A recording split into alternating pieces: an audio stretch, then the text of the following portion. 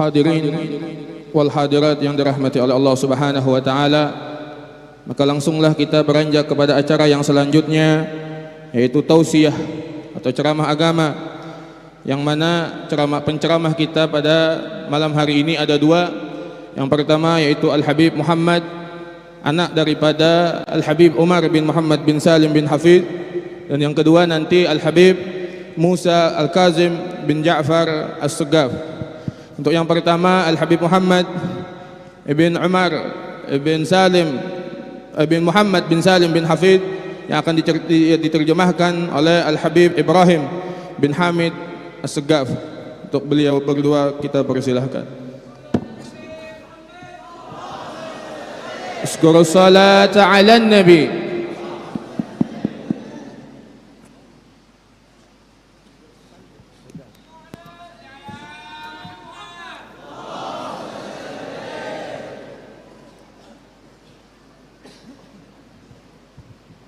Alhamdulillahi Rabbil Alamin.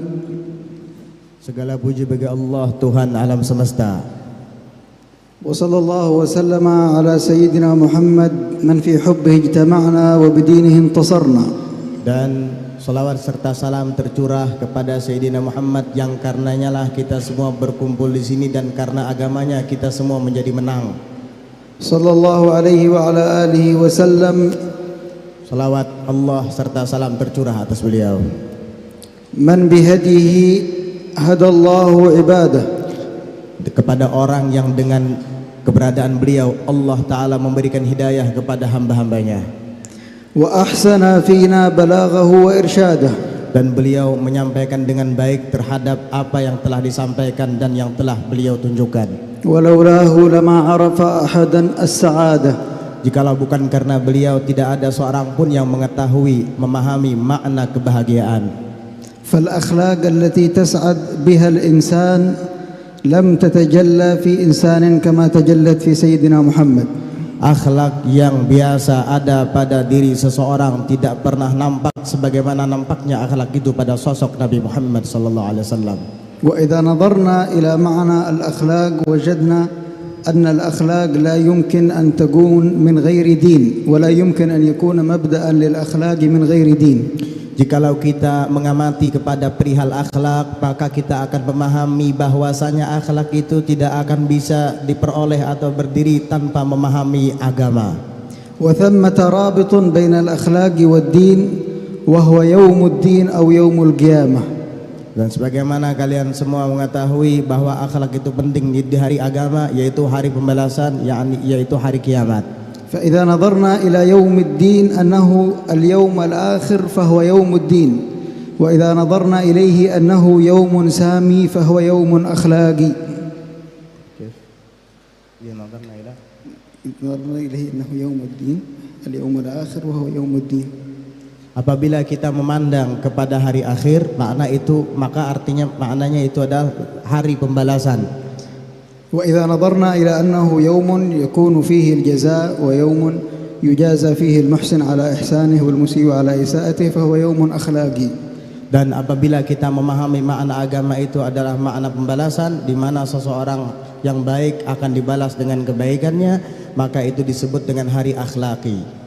وهذا يستند إليه كل من الدين والأخلاق. Dan itu semua bersandar, masing-masing daripada itu bersandar daripada agama dan akhlak itu. لذا فإن الإلحاد ينكر الأخلاق. الإلحاد والكفر ينكر الأخلاق. Kekufuran atau kekafiran itu dapat mengingkari akhlak. ولذا جاء عنه عليه وعلى آله أفضل الصلاة والسلام كما روت السيدة عائشة أن أثقل شيء يوضع في الميزان حسن الخلق. Oleh karena itu datang sebuah riwayat kepada kita yang diriwayatkan oleh Sayyidatuna Aisyah radhiyallahu anhu, bahwasanya paling berat sesuatu di dalam timbangan itu adalah akhlak yang mulia. وإن أبغض الرجال إلى الله الرجل الفاحش البذيء. Dan orang yang paling dimarahi oleh Allah Subhanahu wa taala adalah orang yang tidak baik dan buruk akhlaknya. حتى إذا نظرنا إلى أركان الإسلام وأفعال الإسلام وجدناها تدل على الأخلاق وتحتوي بأفعالها على أهم معاني الأخلاق. Sehingga apabila kita mengamati rukun-rukun Islam, maka kita akan memahami bahwa itu semua menunjukkan kepada makna akhlak. إذا رأينا أو إذا نظرنا إلى ركن الصلاة وجدنا أن الله تعالى يقول إن الصلاة تنهى عن الفحشاء والمنكر. Apabila kita memandangi kepada rukun Islam pertama, rukun Islam seperti solat misalnya, maka kita dapat memahami bahwa solat itu dapat mencegah daripada perbuatan keji dan mungkar. والفحشاء والمنكر يكون بالقول ويكون بالفعل وهذه أفعال خارج الصلاة وأفعال غير الصلاة. Dan perbuatan keji dan mungkar itu bisa terjadi melalui perkataan atau daripada perbuatan, dan itu semua adalah perbuatan yang muncul di luar daripada salat. ثم تعبدنا عز وجل بالزكاة. Kemudian Allah Subhanahu wa taala memerintahkan kepada kita untuk berzakat. وقال في الآية الأخرى ولا تبطلوا صدقاتكم بالمن والأذى. Dan di dalam ayat lain Allah Subhanahu wa taala berfirman, janganlah kalian batalkan pahala sedekah kalian dengan menyebut-nyebutnya atau mengganggu hati perasaan orang yang diberi sedekah. فانظر إلى الزكاة التي هي أداء مال للفقير ولكن جعل ربنا أن سوء الخلق فيها يبطلها ويحبطها. Perhatikanlah bagaimana ketika kita bersedekah memberikan harta kepada orang fakir, tapi ternyata jika harta sedekah yang diberikan kepada orang fakir itu kita lakukan dengan akhlak yang buruk, yaitu dengan menyebut-nyebutnya, itu bisa membatalkan pahalanya. والركن الرابع من أركان الإسلام الصوم. Dan rukun keempat daripada rukun Islam adalah puasa. وجاء عن سيدنا رسول الله في صحيح البخاري كل عمل ابن آدم له إلا الصوم فإنه لي وأنا أجزي به. Dan disebutkan dalam riwayat Al-Imam Sahih, di dalam riwayat Sahih Bukhari, Allah Subhanahu wa taala berfirman dalam hadis qudsi, setiap amal-amal itu untuk setiap amal Bani Adam itu untuk dia kecuali puasa, maka itu untukku dan aku yang akan membalasnya. الصيام جنة. Puasa adalah perisai. فإذا كان من صوم أحدكم فإذا صام أحدكم فلا يرفث ولا يفسق وإذا جادله أو ساببه أحد فليقل إني صائم. Dan apabila salah seorang di antara kamu berpuasa, hendaknya ia tidak berkata kotor dan tidak melakukan kefasikan. Dan apabila ada orang menghinanya, hendaknya ia berkata bahwasanya saya sekarang sedang berpuasa. فانظر إلى الصوم الذي هو في صورته امتناع عن الطعام والشراب والمفطرات ولكن في حقيقته امتناع عن الفحش في القول. Perhatikanlah puasa yang biasa kita lakukan dengan cara mencegah atau menahan daripada makan, daripada minum dan hal-hal yang membatalkannya, tapi pada hakikatnya puasa itu juga adalah mencegah daripada ucapan yang keji dan mungkar. وترك التسابب والتشاتم. Dan meninggalkan saling bermusuhan, juga saling caci mencaci. حتى فريضة الحج. Sampai kewajiban haji. قال ربنا الحج أشهر معلومات. Allah Subhanahu wa taala, Tuhan kita berfirman, haji itu bulan adalah pada bulan-bulan tertentu. فمن فرض فيهن الحج. Maka barang siapa yang sudah wajib melaksanakan haji pada bulan-bulan itu, فلا رفث ولا فسوق ولا جدال في الحج. maka hendaknya ia tidak boleh melakukan perbuatan keji dan tidak boleh pula melakukan kefasikan dan tidak pula bertengkar atau berdebat di dalamnya. وما تفعلوا من خير يعلمه الله. Dan apapun yang kalian berbuat dari kebaikan, Allah Maha mengetahui. نسأل الله سبحانه وتعالى أن يحققنا بحقائق الإسلام وأفعال الإسلام وأركان الإسلام وعبادات الإسلام.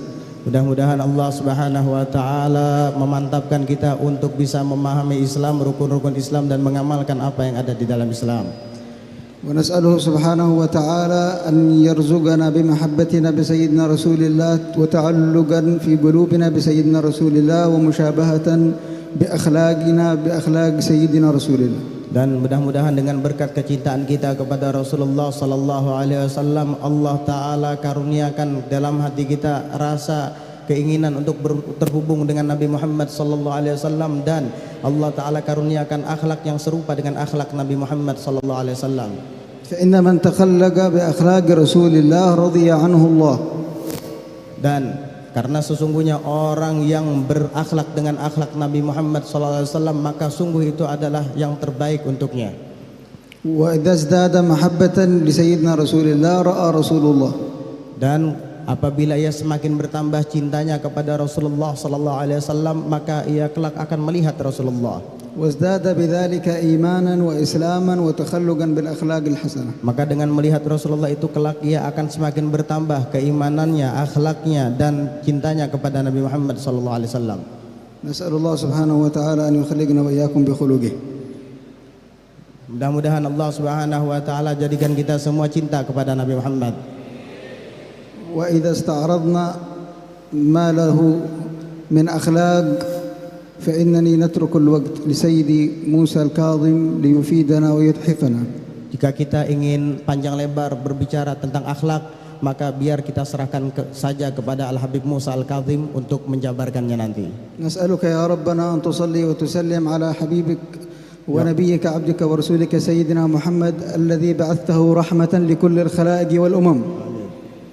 Ya Allah, kami semua memohon kepadamu dengan berkat hak Nabimu Muhammad SAW yang telah engkau utus sebagai rahmat untuk umat, والموصوف بأفضل الأخلاق والشيم, yang disifati dengan orang yang memiliki akhlak dan sifat yang terafdal dan termulia, والذي أثنيت عليه في كتابك من سالف القدم, orang yang engkau puji di dalam kitab yang engkau turunkan kepada manusia, وعلى آله وصحبه وسلم. dan salawat juga kepada keluarganya serta sahabatnya.